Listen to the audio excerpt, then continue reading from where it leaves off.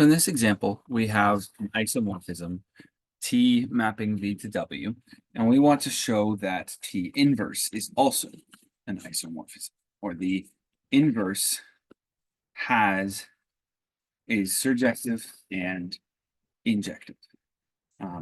First thing to note is we don't know whether or not it's finite. So we can't use the finality argument of it's isomorphic if and only if it's surjective, if and only if it's injective. We have to prove that it is both surjective and injective independently.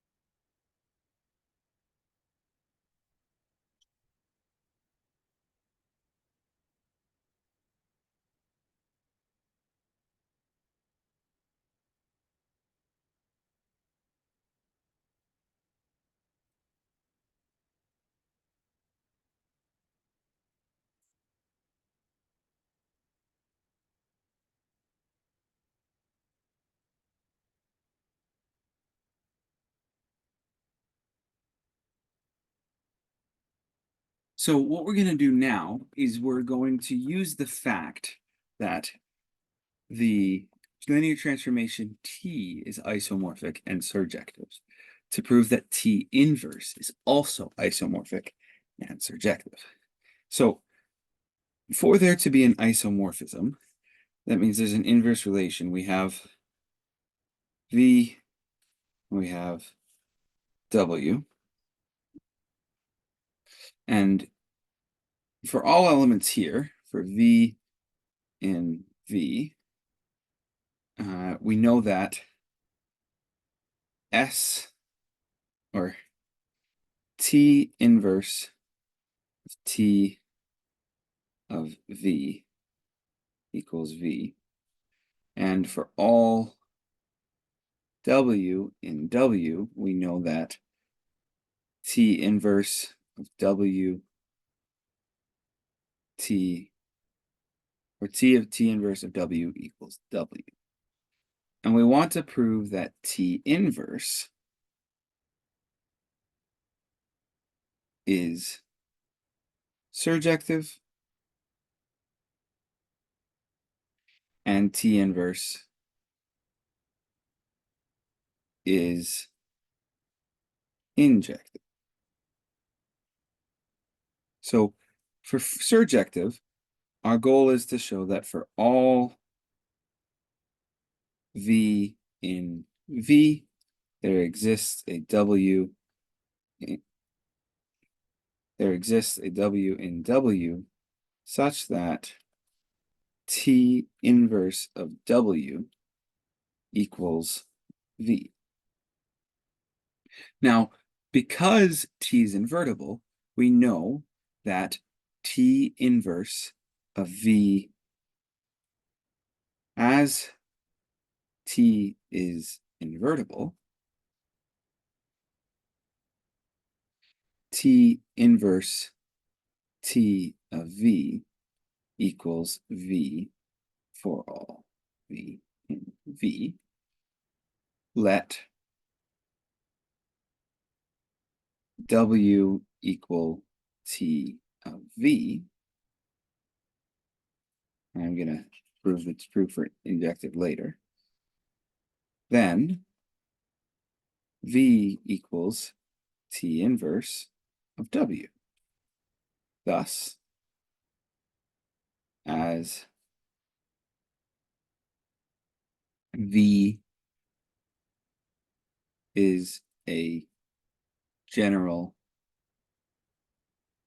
for all V in V, as this is true for all V,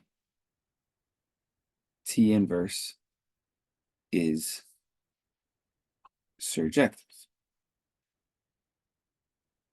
meaning everything I'm mapping from W to V, everything in V gets mapped to. Lovely. We have proved for surjective. Check. Now we want to prove that T inverse is injective. So we want to show that if T inverse of V1 equals T inverse, or W1 equals T inverse of W2, then W1 equals W2. Note that T inverse of W1 is going to equal W1.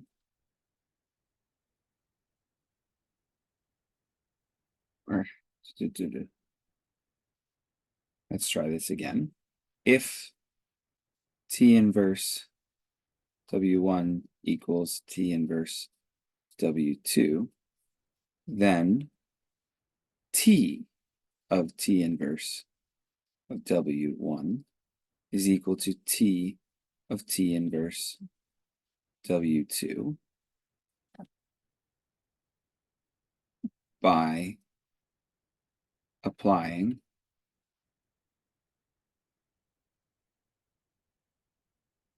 T to both sides. Now, this implies that W1 equals W2 by the definition of inverse. Thus, T inverse is injective. Therefore,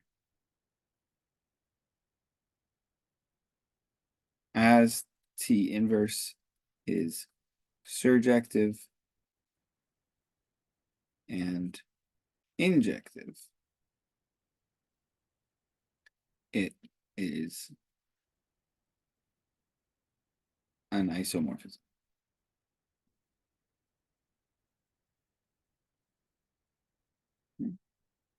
The last thing that we would need to show, we've shown injective and we've shown surjective. We have a isomorphism.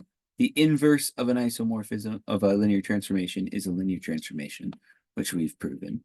But you can go through and you can prove that it is a linear transformation, or you can cite that theorem. For this situation, citing that the inverse of a linear transformation is a linear transformation, because we need that in order to be an isomorphism, is okay. But it's also not a bad exercise to go through that proof yourself.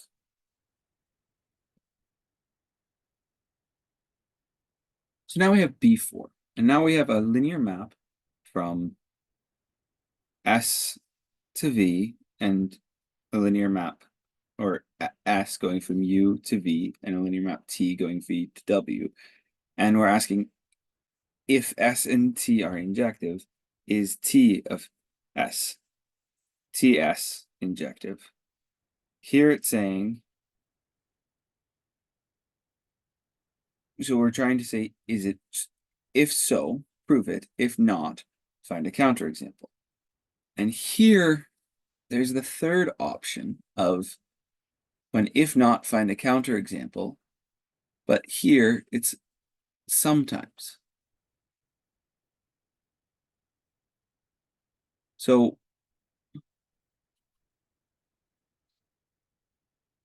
we've got to ask ourselves, if S and T are injective, is T injective? Well, here is TS injective. Well, suppose we have TS of x1 equals TS of x2. Well, this implies that T of S of x1 equals T of S of x2. 2. Well, this implies, because t is injective, that s of x1 equals s of x2 as t is injective. This here is by the definition of composition. Well, what does this imply? This implies that x1 equals x2 as s is injective.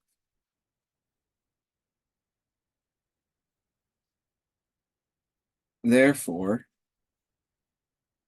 TS is injective. And here, prove the converse is not, and I should add the word always. It's not always true.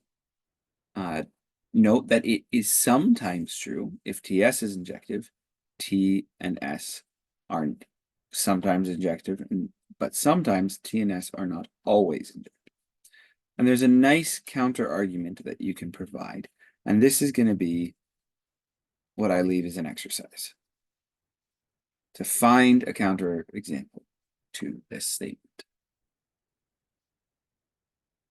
Finally, we have our last example of, is it surjective? If so, prove it.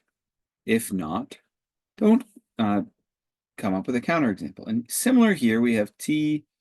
We're going to have, we consider for all v, or we're going to look at an element of v, and we want to show that for all w in w, there exists a u. There exists a u in u such that u, or ts of u, equals w. And we're going to start with what ts of u is. But we're not going to go in this direction of starting here. We're going to build this, and we're going to start with s, and then we're going to start with t and show a v exists, and then we're going to consider that v and show a u exists. So let w be in w. Then, as t is surjective, there exists a v in v such that w equals t of v. Now we're going to look at this v. As s is surjective, there exists a u in u such that s of u equals v. Or v, I should say, v equals s of u. Which implies that there exists a u such that w equals t of s of u, which implies that there exists a w, or a u in u, such that w equals ts of u by definition of composition.